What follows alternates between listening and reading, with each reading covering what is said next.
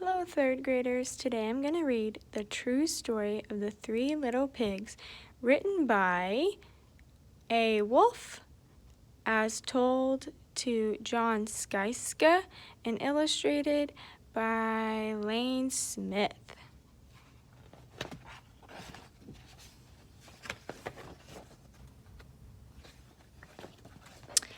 Everyone knows the story of the three little pigs, or at least they think they do, but I'll let you in on a little secret. Nobody knows the real story because nobody has ever heard my side of the story. I'm the wolf, Alexander T. Wolf. You can call me Al. I don't know how this whole big bad thing got started, but it is all wrong.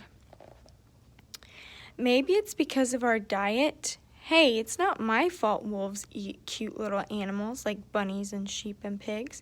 It's just the way we are. If cheeseburgers were cute, folks would probably think you were big and bad too.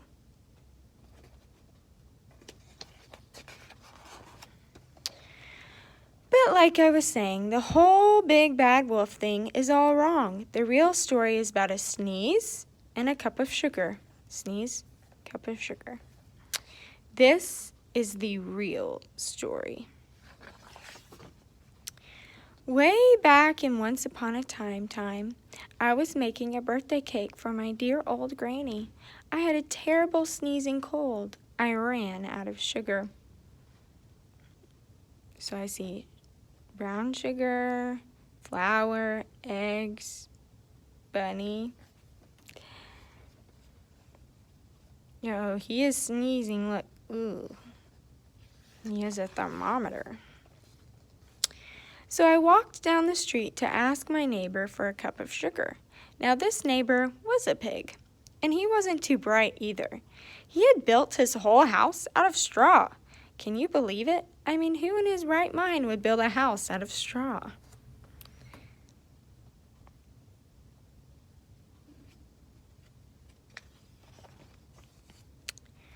So, of course, the minute I knocked on the door, it fell right in.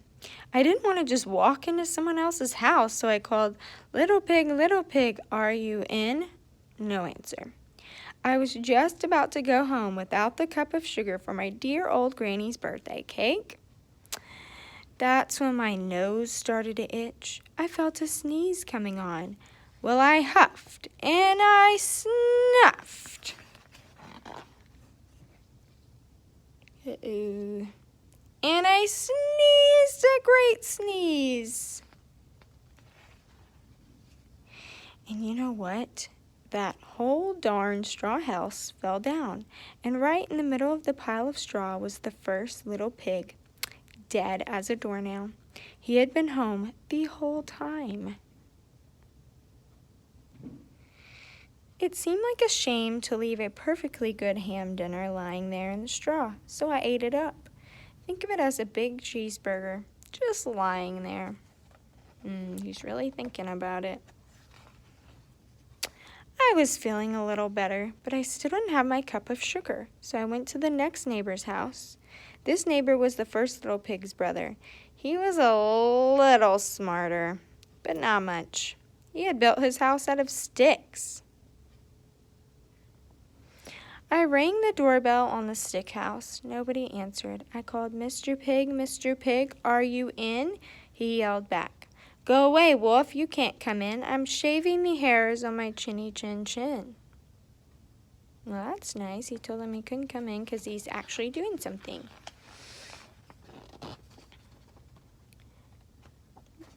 I had just grabbed the doorknob when I felt another sneeze coming on.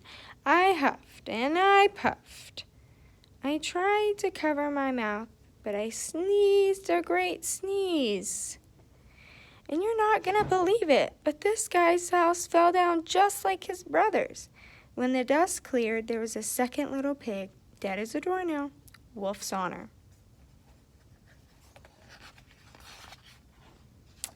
Now, you do know food will spoil if you just leave it out in the open, so I did the only thing there was to do. I had dinner again. Think of it as a second helping. I was getting awfully full, but my cold was still feeling a little better. And I still didn't have that cup of sugar for my dear old granny's birthday cake, so I went to the next house. This guy was the first and second pig's little brother. He must have been the brains of the family. He had built his house out of brick. I knocked on the brick house. No answer. I called, Mr. Pig, are you in? And do you know what that little rude porker answered? Get out of here, Wolf. Don't bother me again.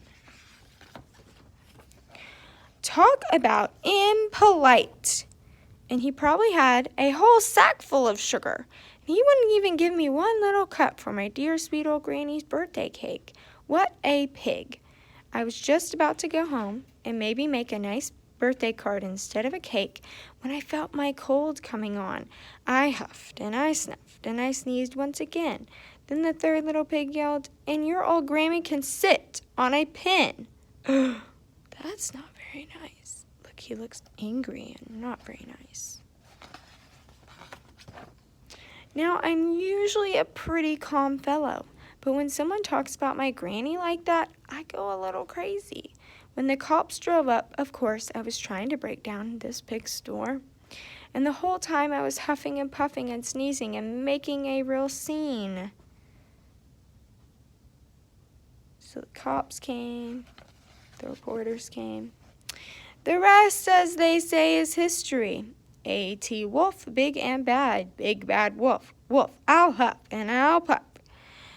The news reporters found out about the 2 pigs I had for dinner. They figured a sick guy going to borrow a cup of sugar didn't sound very exciting.